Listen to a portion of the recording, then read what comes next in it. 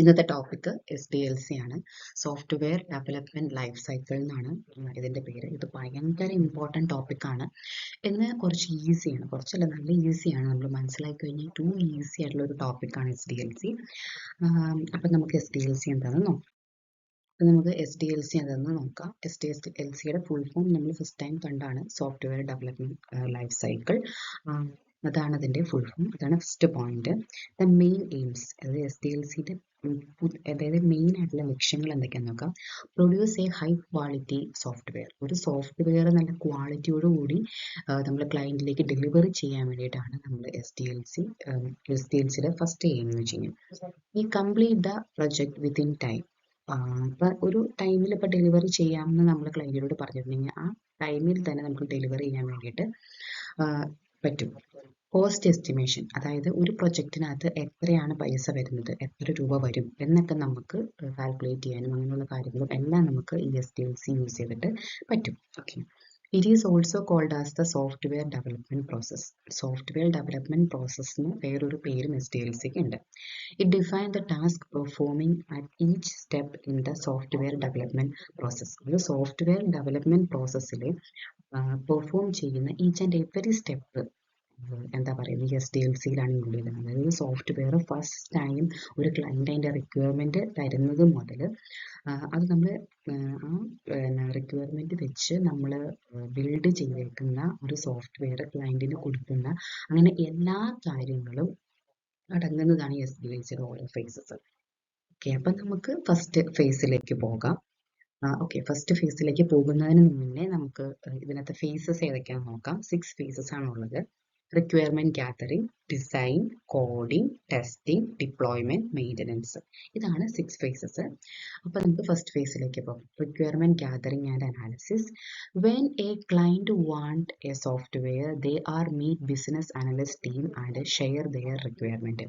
ഒരു ക്ലയൻറ്റിന് ഒരു സോഫ്റ്റ്വെയർ വേണം, അപ്പോൾ അവർ ഫസ്റ്റ് തന്നെ ബിസിനസ് അനലിസ്റ്റ് ടീമിനെ ആയിരിക്കും അപ്രോച്ച് ചെയ്യുന്നത് ആൻഡ് ഷെയർ ദെയർ റിക്വയർമെന്റ്. അപ്പോൾ ക്ലയൻറ്റ് എന്ത് ചെയ്യും, അവരുടെ റിക്വയർമെന്റ് എന്താണെന്ന് വെച്ച് കഴിഞ്ഞാൽ ബിസിനസ് അനലിസ്റ്റ് ടീമിനോട് ഷെയർ ചെയ്യും.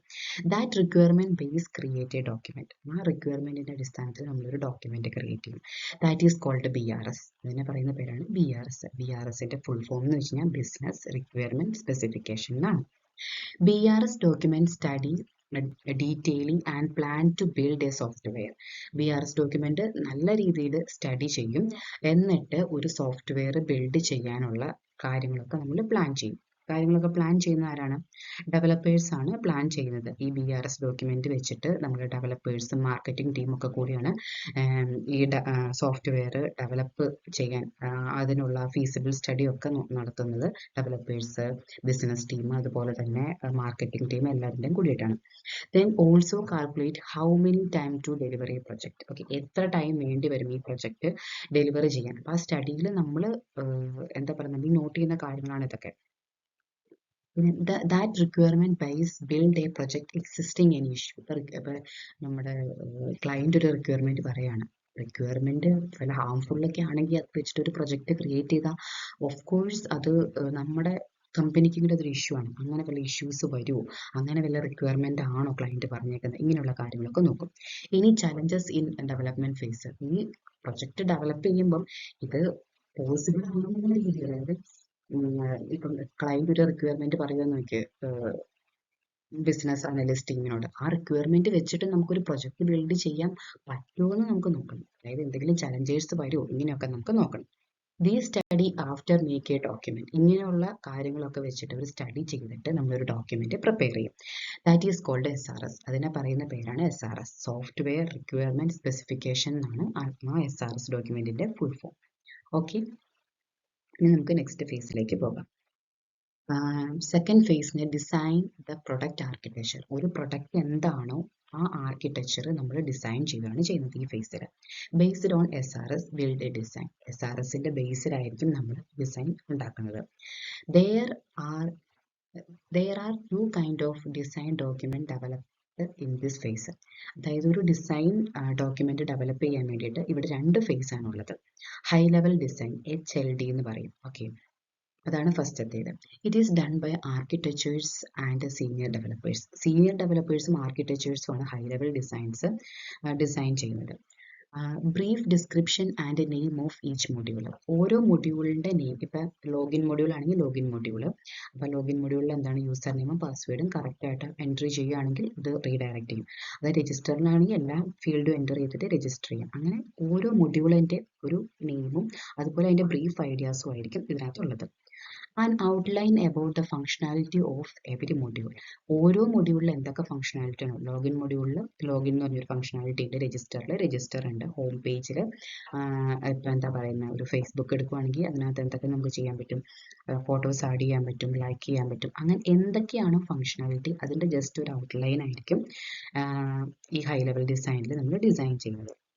Interface relationship and dependencies between modules. Modules തമ്മിലുള്ള ഡിപ്പെൻഡൻസീസ് അല്ലെങ്കിൽ എന്തെങ്കിലും ഒരു റിലേഷൻഷിപ്പ് ഉണ്ടോ, ഇപ്പം എന്താ പറയുക, ലോഗിൻ പേജും ഹോം പേജും ആയിട്ട് ഒരു റിലേഷൻ ഇല്ലേ, ലോഗിൻ സക്സസ്ഫുൾ ആയാൽ മാത്രമാണ് ഹോം പേജിലേക്ക് നമ്മൾ റീഡയറക്റ്റ് ചെയ്യുള്ളൂ. അപ്പോൾ അങ്ങനെയുള്ള ഡിപ്പെൻഡൻസീസും റിലേഷൻഷിപ്പും ഒക്കെ ആയിരിക്കും ഈ മൊഡ്യൂളിൽ നമ്മൾ കൊടുക്കുന്നത്. Database table identified along with their key element. Database table ഉണ്ടാകും, അതുപോലെ തന്നെ അതിൻ്റെ കീ എലമെന്റ്സ് മാത്രമായിരിക്കും. ഒരു ഡേറ്റാബേസ് ടേബിളിൽ ഇപ്പം എന്തൊക്കെ ഉണ്ടാകും, ഒരു ഏജ് ഉണ്ടാകും, എന്നാ ഒരു റോൾ നമ്പർ ഉണ്ടാകാം, അല്ലെങ്കിൽ ഒരു സ്റ്റുഡൻറ്റിൻ്റെ ഡേറ്റാബേസ് ടേബിൾ എടുക്കുകയാണെങ്കിൽ അതൊക്കെ ഉണ്ടാകും, സ്റ്റുഡൻറ്റിൻ്റെ ID ഉണ്ടാകും, അതിൻ്റെ നെയിം ഉണ്ടാകും, അഡ്രസ്സ് ഉണ്ടാകും, ഏത് ക്ലാസ്സിലാണ് പഠിക്കുന്നത്, ഇങ്ങനെയുള്ള കീ എലമെന്റ്സ് മാത്രമായിരിക്കും ഡേറ്റാബേസ് ടേബിളും അതിൻ്റെ കീ എലമെന്റ്സും മാത്രമായിരിക്കും ഈ ഹൈ ലെവൽ ഡിസൈനിൽ നമ്മൾ ഇൻക്ലൂഡ് ചെയ്തിരിക്കുന്നത്. Complete architecture diagram along with the technology details. ഓരോ ടെക്നോളജി ഡീറ്റെയിൽസ് വെച്ചിട്ടുള്ള ഒരു ആർക്കിടെക്ചർ ഡയഗ്രാം ഇതിനകത്ത് ഉണ്ടാകും. ഓക്കെ, ഹൈ ലെവൽ ഡിസൈനിൽ. ഇനി ലോ ലെവൽ ഡിസൈൻ നമുക്ക് നോക്കാം. LLD, it is done by senior developer. ഇത് സീനിയർ ഡെവലപ്പേഴ്സ് ആണ് ഇത് ചെയ്യുന്നത്. Functional logic of module. ഒരു മൊഡ്യൂളിൻ്റെ ഫങ്ഷണൽ ലോജിക്, ആ മൊഡ്യൂളിൽ എന്തൊക്കെ എന്തൊക്കെ ലോജിക്കാണ് ഉള്ളത് അതായിരിക്കും ഈ ലോ ലെവൽ ഡിസൈനിൽ നമ്മൾ കൊടുക്കുന്നത്. Database table which include type and size. ഇതിനകത്ത് ഡേറ്റാബേസ് ടേബിൾ ഇൻക്ലൂഡ് ചെയ്തിട്ടുണ്ടാവും. മറ്റതിനകത്ത് ഡേറ്റാബേസ് ടേബിൾ ഉണ്ട്, അതിലെ കീ എലമെന്റ് മാത്രമാണ്. ഇതിനകത്ത് എന്താണ്, ആ കീ എലമെന്റിന്റെ ടൈപ്പ് ഏതാണ്, സൈസ് ഏതാണ്. ഇപ്പം സ്റ്റുഡൻറ്റിന്റെ ടേബിൾ തന്നെ നമ്മൾ എടുക്കുക, സ്റ്റുഡൻറ്റിന് ID ഉണ്ട്, അപ്പം IDക്കകത്ത് എന്തൊക്കെയാണുള്ളത്, ഏതൊക്കെ ടൈപ്പാണ്. ഇപ്പം ഇൻറ്റ് ടൈപ്പ് അല്ലേ നമ്മൾ കൊടുക്കേണ്ടത്, ആ ഇൻറ്റ് ടൈപ്പിന് സൈസ് കൊടുക്കണ്ട. അതുപോലെ തന്നെ നെയിം കൊടുക്കുകയാണ്, നെയിമിന് ഏതാണ്, വാർക്കാറാണ് ടൈപ്പ്, അപ്പം അതിൻ്റെ സൈസ് എത്രയാണ്, നമ്മൾ 20, 40 ഒക്കെയാണ് കൊടുക്കുക.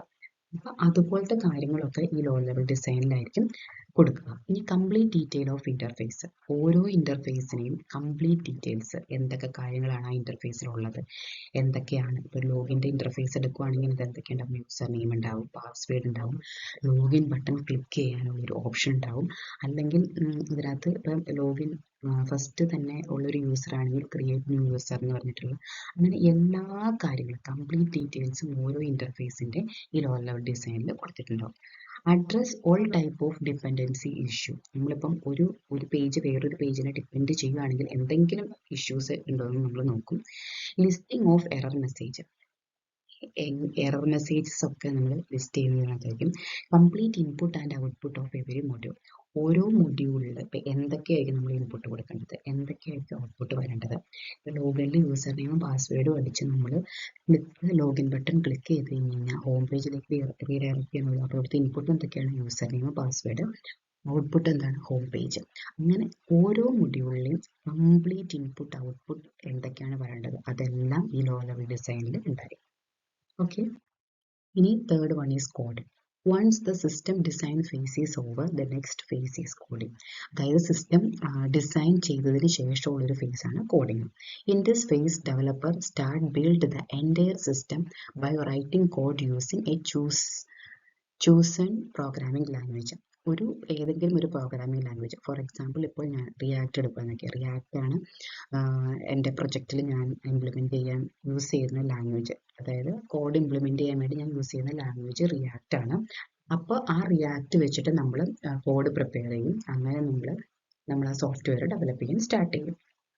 In the coding phase, tasks are divided into unit or module and assigned to the various developers. അതായത് ഇപ്പോൾ ഫേസ്ബുക്ക് തന്നെ എടുക്കുക. ഫേസ്ബുക്കിനകത്ത് ലോഗിൻ പേജ് ഉണ്ട്. ലോഗിൻ പേജ് നമ്മളൊരു മൊഡ്യൂളായിട്ട് കൺസിഡർ ചെയ്യും. ഈ ലോഗിൻ പേജ് നമ്മൾ ഫസ്റ്റ് ഒരു ഡെവലപ്പറിന് കൊടുത്തു. അടുത്ത രജിസ്ട്രേഷൻ പേജ് ഉണ്ട്. രജിസ്ട്രേഷൻ പേജ് നെക്സ്റ്റ് മൊഡ്യൂളായിട്ട് നമ്മൾ കൺസിഡർ ചെയ്തു. അത് വേറൊരു ഡെവലപ്പറിന് കൊടുത്തു. ഹോം പേജ് നമ്മൾ ഒരു വേറെ മൊഡ്യൂളാണ്, അതും വേറൊരു ഡെവലപ്പറിന് കൊടുത്തു. അപ്പം 3 module at a time different developers develop ചെയ്യും. ഇതാണ് ഉദ്ദേശിക്കുന്നത്. It is the longest phase of software development life cycle process. ഏറ്റവും ലോങ്ങസ്റ്റ് ആയിട്ടുള്ള ഒരു പ്രോസസ്സാണ്. കാരണം നമുക്ക് കിട്ടിയിരിക്കുന്ന റിക്വയർമെൻറ്റ് വെച്ച് ഒരു ഡിസൈൻ ചെയ്തതിന് ശേഷം അതായത് ആ ഡിസൈനിൻ്റെ ഒക്കെ ഇത് വെച്ചിട്ട് നമ്മൾ ഡെവലപ്മെൻറ്റ് സ്റ്റാർട്ട് ചെയ്യണം. അതായത് ഒരു സിസ്റ്റം നമ്മൾ ബിൽഡ് ചെയ്യുകയാണ്. In this phase, developer need to follow certain predefined coding guideline. അതായത് കോഡിങ്ങിലെ കുറച്ച് ഗൈഡ് ലൈൻസ് ഒക്കെ ഈ ഫേസിലായിരിക്കും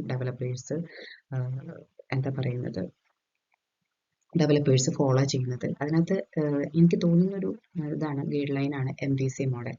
MVC മോഡൽ എന്ന് വെച്ചാൽ മോഡൽ വ്യൂ കൺട്രോൾ. ഈ ഒരു രീതിയിലായിരിക്കും നമ്മൾ ഡെവലപ്പേഴ്സ് ഒരു ബാക്ക് എൻഡ് കോഡൊക്കെ ഡെവലപ്പ് ചെയ്യുന്നത്. കാരണം എല്ലാ കോഡുകളും ഒരു ഇതിൽ വെച്ച് കഴിഞ്ഞാൽ അതത്ര സുഖമില്ല. അപ്പം എന്താ പറയുക, ഫങ്ഷൻസ് ഒക്കെ APIs ഒക്കെ ഒരു ഇതിനകത്ത് വെക്കുക, അതുപോലെ തന്നെ ഇൻസേർട്ട് അങ്ങനെയുള്ള queries ഒക്കെ നമ്മൾ ഒരു ഇതിൽ വെക്കുക. അപ്പം അങ്ങനെ ഓരോ കോഡിംഗ് ലാംഗ്വേജിന് ഓരോ രീതിയിലുള്ള പ്രീഡിഫൈൻഡ് ഗൈഡ് ലൈൻസ് ഉണ്ടാവും, അതൊക്കെ ഫോളോ ചെയ്യും. There also need to use programming tools like a compiler, interpreter, debugger to generate and implement the code. അതായത് നമ്മൾ വേരിയസ് പ്രോഗ്രാമിംഗ് ടൂൾസ് നമ്മൾ യൂസ് ചെയ്യും. കമ്പൈലേഴ്സ്, ഇൻ്റർപ്രറ്റേഴ്സ്, ഡീബഗർ, ഇതൊക്കെ വെച്ച് യൂസ് ചെയ്തിട്ടാണ് നമ്മൾ ഒരു കോഡ് ജനറേറ്റ് ചെയ്യുകയും ആ കോഡ് ഇംപ്ലിമെൻറ്റ് ചെയ്യുകയൊക്കെ ചെയ്യുന്നത്. അപ്പോൾ നമ്മുടെ തേർഡ് ഫേസ് കംപ്ലീറ്റ് ആയി. ഓക്കെ, ഇനി fourth, testing. Once the software is completed and it is deployed in the testing environment. നമ്മുടെ സോഫ്റ്റ്വെയർ ഡെവലപ്പൊക്കെ കംപ്ലീറ്റ് ആയി കഴിഞ്ഞ് കഴിഞ്ഞാൽ നമ്മൾ എന്ത് ചെയ്യും, ടെസ്റ്റിംഗ് എൻവയോൺമെൻറ്റിലേക്ക് നമ്മൾ ഡിപ്ലോയ് ചെയ്യും. ഡിപ്ലോയ് ചെയ്യുക എന്ന് വെച്ച് കഴിഞ്ഞാൽ ടെസ്റ്റിംഗ് എൻവയോൺമെൻറ്റിലേക്ക് നമ്മൾ കൊടുക്കും. Testing team start testing the functionality of entire system. Testing team നമുക്കിപ്പോൾ കിട്ടിയ സിസ്റ്റം, അതായത് ആ സോഫ്റ്റ്വെയറിൻ്റെ എൻറ്റയർ ഫങ്ഷനാലിറ്റി കറക്റ്റ് ആണോ എന്ന് ചെക്ക് ചെയ്യും. This is done to verify that the entire application work according to the customer requirement. അതുപോലെ തന്നെ നമ്മൾ വെരിഫൈ ചെയ്യും കസ്റ്റമർ റിക്വയർമെൻ്റ് ഒക്കെ വെച്ചിട്ടാണോ ഈ സോഫ്റ്റ്വെയർ ഡെവലപ്പ് ചെയ്തേക്കുന്നത്. During this phase QA and testing team may find some bug defect which they are communicate to developer. ഈ ഒരു ഫേസിലാണ് ഡെവലപ്പേഴ്സ് അല്ലെങ്കിൽ QA ഡെവലപ്പേഴ്സ് അല്ല, QA അല്ലെങ്കിൽ ടെസ്റ്റേഴ്സ് കുറേ ബഗ്സ് ഒക്കെ ഫൈൻഡ് ഔട്ട് ചെയ്യാം. അപ്പോൾ ഈ ഫൈൻഡ് ഔട്ട് ചെയ്തേക്കുന്ന ബഗ്സ് ഒക്കെ ഡെവലപ്പേഴ്സായിട്ട് ഡിസ്കസ് ചെയ്യും. ഇന്ന സ്ഥലത്ത് ഇന്ന ഇഷ്യൂസ് അല്ലെങ്കിൽ ബഗ്സ് നിങ്ങൾ ഫൈൻഡ് ഔട്ട് ചെയ്തിട്ടുണ്ട്, അങ്ങനെയുള്ള കാര്യങ്ങളൊക്കെ ഡെവലപ്പേഴ്സായിട്ട് കമ്മ്യൂണിക്കേറ്റ് ചെയ്യും. The development team fix the bug and send back to the QA for retest. Retest എന്ന് വെച്ച് കഴിഞ്ഞാൽ നമ്മളിപ്പം ഒരു ബഗ് കണ്ടുപിടിച്ചു, എന്നിട്ടത് ഡെവലപ്പേഴ്സിനോട് പറഞ്ഞു. ഡെവലപ്പേഴ്സ് ആ ബഗ് സോൾവ് ചെയ്ത് കഴിഞ്ഞിട്ട് വീണ്ടും ടെസ്റ്റ് ചെയ്യുന്നതിനെയാണ് റീടെസ്റ്റ് എന്ന് പറയുന്നത്. അതാണ് ഇവിടെ പറഞ്ഞിരിക്കുന്നത്. ഡെവലപ്പേഴ്സ് ബഗ് ഫിക്സ് ചെയ്തിട്ട് വീണ്ടും QA ക്വാളിറ്റി അനലിസ്റ്റ് അല്ലെങ്കിൽ ടെസ്റ്ററിന് സെൻഡ് ചെയ്യും. അവർ വീണ്ടും retest. Okay, this process continue until the software is bug free, stable and working according to the business need of the system. ഈ പ്രോസസ്സ് ഇങ്ങനെ കണ്ടിന്യൂ ചെയ്തുകൊണ്ടേയിരിക്കും. അതായത് ഒരു software bug free ആകാനും stable ആകാനും working ഒക്കെ കറക്റ്റായിട്ട് ആ സിസ്റ്റത്തിന് അത് മീറ്റ് ചെയ്യുന്ന ആ ഒരു ടൈം വരെ ഈ ടെസ്റ്റിംഗ് എന്ന് പറഞ്ഞു കഴിഞ്ഞാൽ പ്രോസസ്സ് ഇങ്ങനെ കണ്ടിന്യൂ ചെയ്യും. അതായത് ബഗ് ഫ്രീ ആയിട്ടുള്ളൊരു സിസ്റ്റം നമ്മുടെ കയ്യിൽ കിട്ടുന്ന ടൈം വരെ ഈ ടെസ്റ്റിംഗ് എന്ന് പറഞ്ഞ പ്രോസസ്സ് ഇങ്ങനെ കണ്ടിന്യൂസ് ആയിട്ട് ചെയ്തുകൊണ്ടിരിക്കും. Okay, fifth, installation or deployment. Once the software testing phase is over, അതായത് സോഫ്റ്റ്വെയർ ടെസ്റ്റിംഗ് ഫേസ് കഴിഞ്ഞിട്ടുണ്ടെങ്കിൽ and no bug or error left in the system, അതായത് ഈ സിസ്റ്റത്തിൽ ബഗ് ഒന്നുമില്ല എന്ന് വയ്ക്കുക, then the final deployment process start. അത് കഴിഞ്ഞിട്ടാണ് ഫൈനൽ ഡിപ്ലോയ്മെന്റ് പ്രോസസ്സ് സ്റ്റാർട്ട് ചെയ്യുന്നത്. ഡിപ്ലോയ്മെന്റ് പ്രോസസ്സ് എന്ന് വെച്ച് കഴിഞ്ഞാൽ നമ്മൾ ക്ലയന്റിന് കൊടുക്കുവാണ് നമ്മുടെ software based on the feedback given by the project manager. അതായത് പ്രൊജക്ട് മാനേജർ എല്ലാം നോക്കി ഓക്കെ എന്ന് പറഞ്ഞതിന് ശേഷമാണ് നമ്മൾ ഡിപ്ലോയ്മെന്റ് ചെയ്യുന്നത്. The final software is released and checked for deployment issue if any. അതായത് നമ്മൾ ഫൈനൽ ആയിട്ടുള്ള സോഫ്റ്റ്വെയർ റിലീസ് ചെയ്യുന്നതിന് മുന്നേ എന്തെങ്കിലും ഇഷ്യൂസ് ഒക്കെ ഡെവലപ്പ് അങ്ങനെയെല്ലാം നമ്മൾ നോക്കിയതിന് ശേഷമാണ് ഈ പ്രൊജക്ട് മാനേജറും എല്ലാവരും ചെക്ക് ചെയ്യും. അതിന് ശേഷമാണ് നമ്മൾ ക്ലയന്റിന് നമ്മുടെ സോഫ്റ്റ്വെയർ കൊടുക്കുന്നത്. അതായത് ഡിപ്ലോയ്മെന്റ്. ഇൻസ്റ്റാളേഷൻ എന്ന് വെച്ച് കഴിഞ്ഞാൽ ക്ലയന്റിന്റെ സിസ്റ്റത്തിൽ കൊണ്ടുവന്ന് ഇൻസ്റ്റാൾ ചെയ്ത് കൊടുക്കുന്നു. സിക്സ്ത് ഫേസ് ആണ് maintenance. One the system is deployed. നമ്മൾ നമ്മുടെ സിസ്റ്റം നമ്മുടെ ക്ലയന്റിന് കൊടുത്തു. And the customer start using the developed system. അപ്പോൾ ക്ലയന്റിന്റെ കസ്റ്റമേഴ്സ് ഒക്കെ ആ ഒരു സിസ്റ്റം യൂസ് ചെയ്തുകൊണ്ടിരിക്കുകയാണ്. Then following 3 activity occur. അന്നേരം 3 ആക്ടിവിറ്റി ആയിരിക്കും അവിടെ ഒക്കർ ചെയ്യുന്നത്. Bug fixing. Bug are reported because of some scenario which are not tested all. അതായത് ഇപ്പം നമ്മളിപ്പം മേ ബി സംഭവിക്കാനാണോ അത് അങ്ങനെ സംഭവിക്കാൻ പാടില്ല. ഇപ്പം നമ്മൾ ടെസ്റ്റ് ചെയ്യുകയാണ്. അപ്പോൾ കുറച്ച് ഫംഗ്ഷനാലിറ്റി ഒക്കെ അങ്ങനത്തുള്ള കുറേ കാര്യങ്ങളുണ്ട് ആ ഒരു മൊഡ്യൂളിൽ. നമ്മൾ കുറച്ച് ഫംഗ്ഷനാലിറ്റി ഒക്കെ ടെസ്റ്റ് ചെയ്തു, അപ്പോൾ ഓക്കെയാണ്. അപ്പോൾ ഫുള്ള് ടെസ്റ്റ് ചെയ്തില്ല, ഫുൾ ഫംഗ്ഷനാലിറ്റി നമ്മൾ ടെസ്റ്റ് ചെയ്തില്ല. അപ്പം മേ ബി എന്തെങ്കിലും ബഗ്സ് ഒക്കെ വരാം. അപ്പോൾ ആ ബഗ്സ് ഒക്കെ ഇപ്പം നമുക്ക് റിപ്പോർട്ട് ചെയ്യും. Upgrading the application to the newer version of the software. അപ്പോൾ നമ്മൾ ഈ ബഗ്ഗൊക്കെ വീണ്ടും ഇപ്പോൾ ബഗ് വരുവാണെങ്കിൽ ഫിക്സ് ചെയ്ത് കഴിഞ്ഞിട്ട് പിന്നെ അപ്ഗ്രേഡ് ആണ്. അതായത് നമ്മൾ ഇപ്പോൾ നമ്മുടെ സോഫ്റ്റ്വെയർ ഇപ്പോൾ ഫോർ എക്സാമ്പിൾ നമ്മളിപ്പോൾ ഫോണൊക്കെ യൂസ് ചെയ്യുമ്പോൾ എപ്പോഴും ആൻഡ്രോയിഡ് ആയാലും ഐഫോൺ ആയാലും എപ്പോഴും അപ്ഡേഷൻസ് വരും. അതായത് ആപ്ലിക്കേഷൻസ് ന്യൂവർ വേർഷനിലേക്ക് സോഫ്റ്റ്വെയർ അപ്ഡേറ്റ് ചെയ്തുകൊണ്ടിരിക്കണം. Enhancement. Adding some new features in to the existing software. ഇപ്പം നമ്മുടെ സോഫ്റ്റ്വെയറിൽ എപ്പോഴും പുതിയ ഫീച്ചേഴ്സ് നമ്മൾ ആഡ് ചെയ്തുകൊണ്ടിരിക്കണം. ഓക്കെ, അതാണ് എൻഹാൻസ്മെന്റ് എന്ന് പറയുന്നത്. The main focus of SDLC phase is ensure that need continue to meet and that the system continue to perform as per the specification mentioned in the first phase. അതായത് നമ്മുടെ ഈ first ഫേസിൽ നമുക്ക് എന്തൊക്കെ requirement തന്നിട്ടുണ്ടോ ആ ഒരു രീതിയിലാണോ നമ്മൾ ഇതൊക്കെ ചെയ്തേക്കുന്നത് എന്നൊക്കെ നോക്കാൻ വേണ്ടി SDLCയിൽ ഈ ഫേസസ് ഒക്കെ നമ്മൾ യൂസ് ചെയ്യുന്നത്. അപ്പം അത് വെച്ചിട്ട് നമുക്ക് ഹൈ ക്വാളിറ്റി ആയിട്ടുള്ളൊരു സോഫ്റ്റ്വെയർ നമുക്ക് ഡെലിവർ ചെയ്യാൻ പറ്റും. Okay, thank you for watch this video. എന്തെങ്കിലും ഡൗട്ട് ഉണ്ടെങ്കിൽ കമൻറ്റ് ബോക്സിൽ കമൻറ്റ് ചെയ്യുക.